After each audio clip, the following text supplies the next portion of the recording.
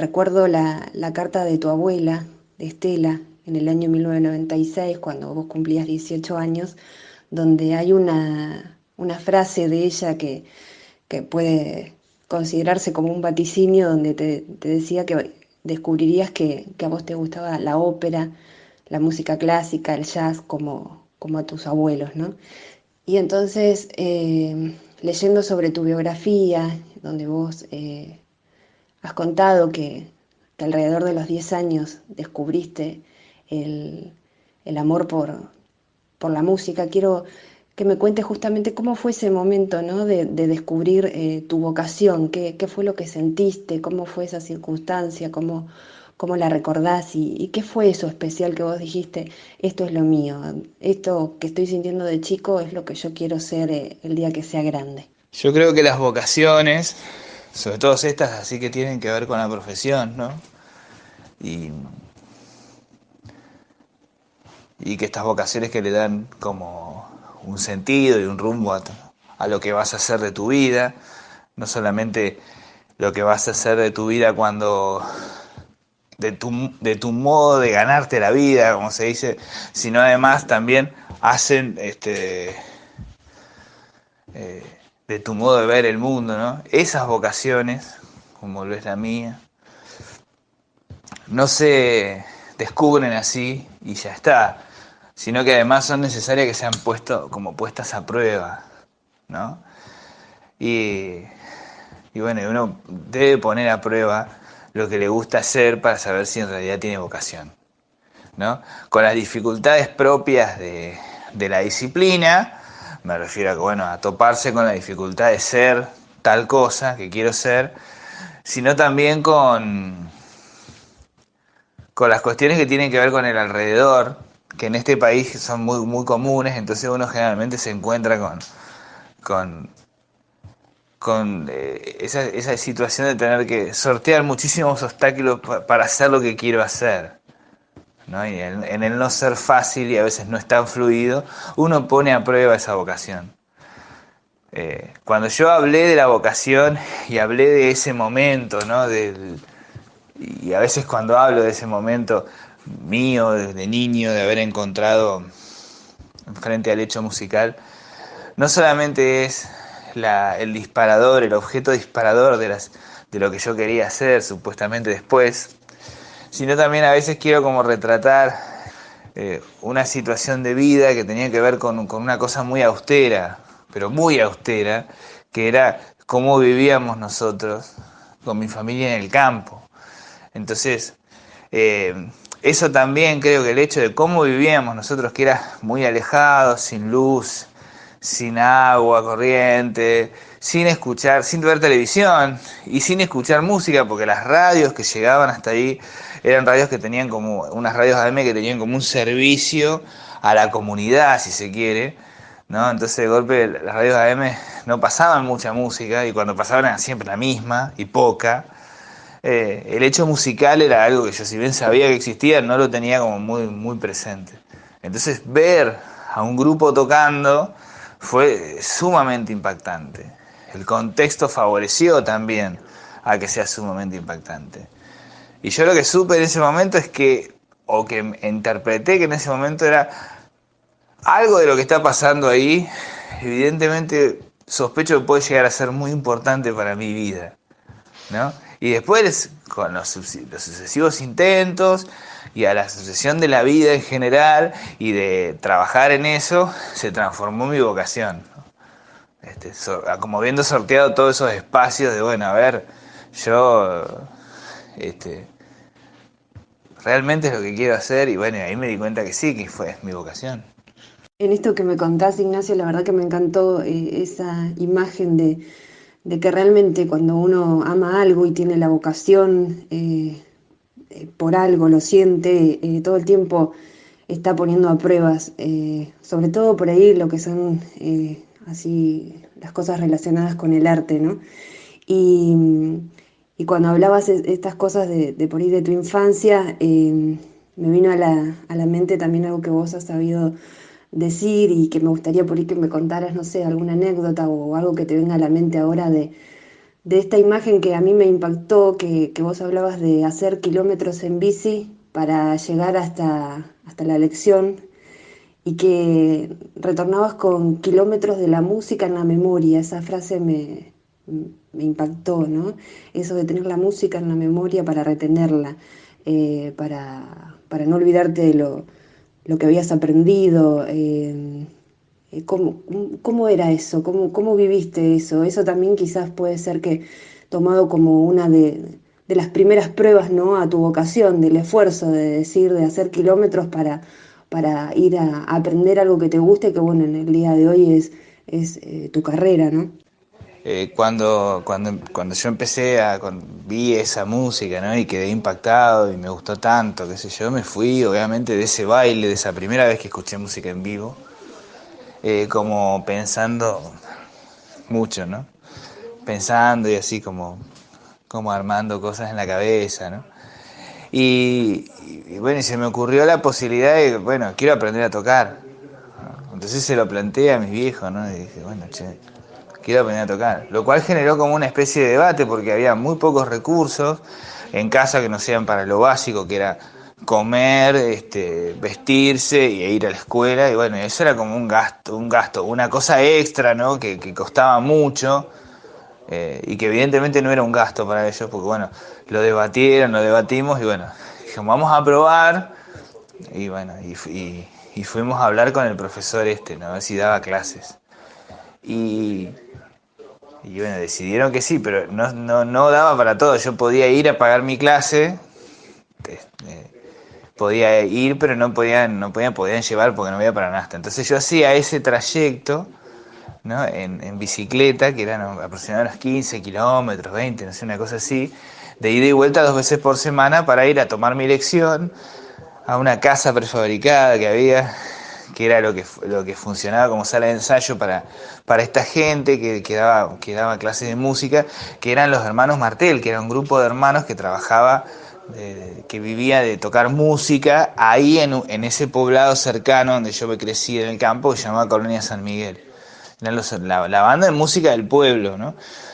Y digamos, quien era el que daba clases ahí era Omar Martel. Entonces yo iba, tomaba mi clase de teclado, ¿no? Había otros alumnos ahí, pero en mi clase estaba yo solo. Y bueno, llegaba a mi clase, generalmente muy temprano, entonces tenía que esperar un rato, porque iba con mucha ansiedad. Y, y bueno, y él me pasaba eh, como las cosas bueno, que yo iba a aprender ese día.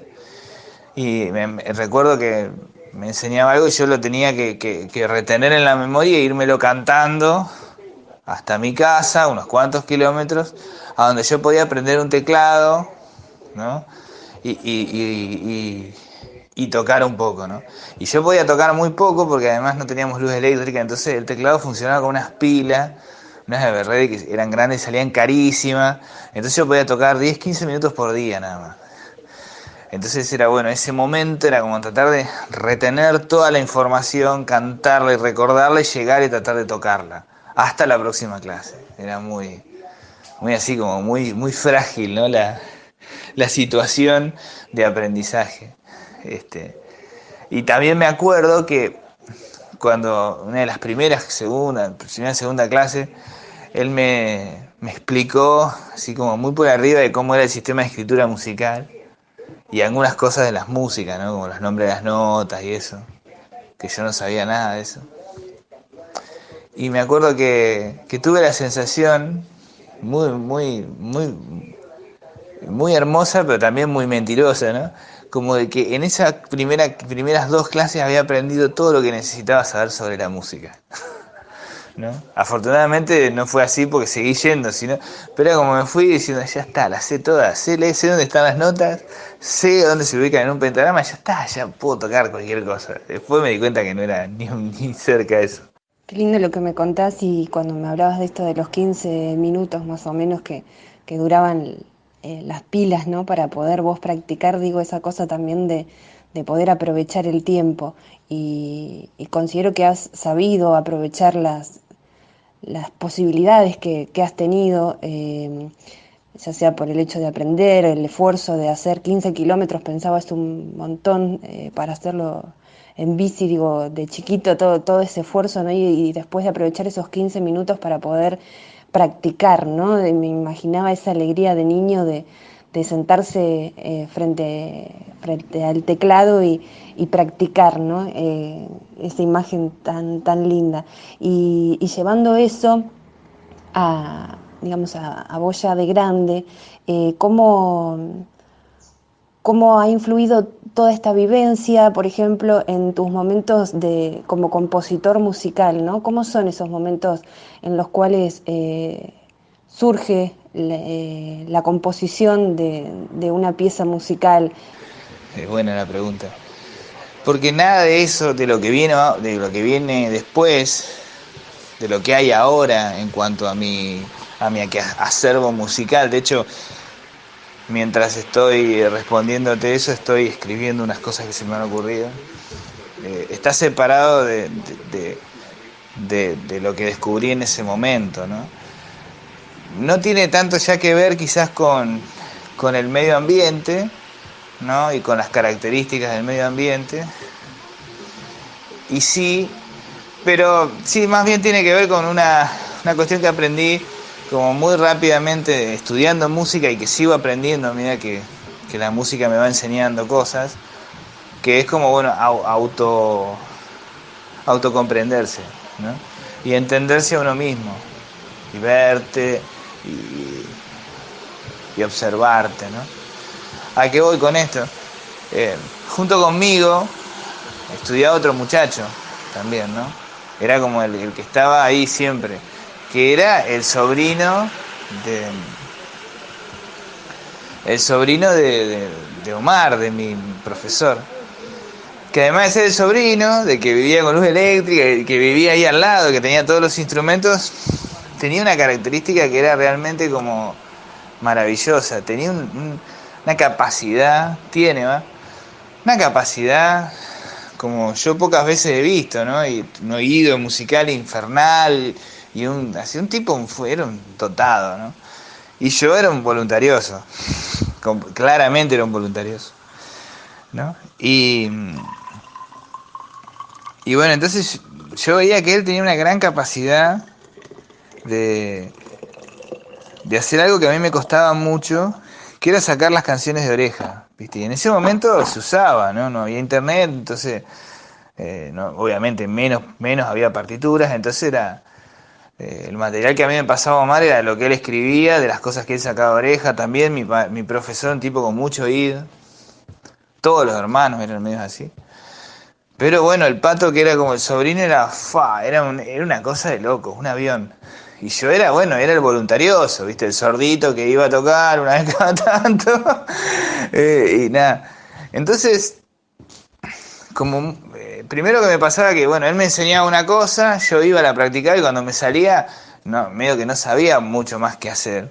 Entonces me di cuenta también que me resultaba mucho más fácil inventarme mis propias canciones que sacarlas de oreja, ¿no?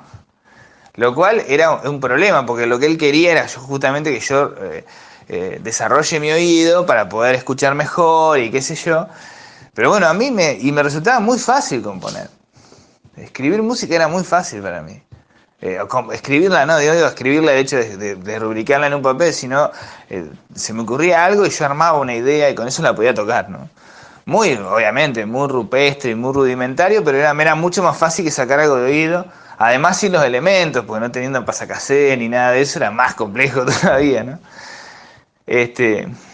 Entonces, creo que ahí también nació como la vocación de escritor, ¿no?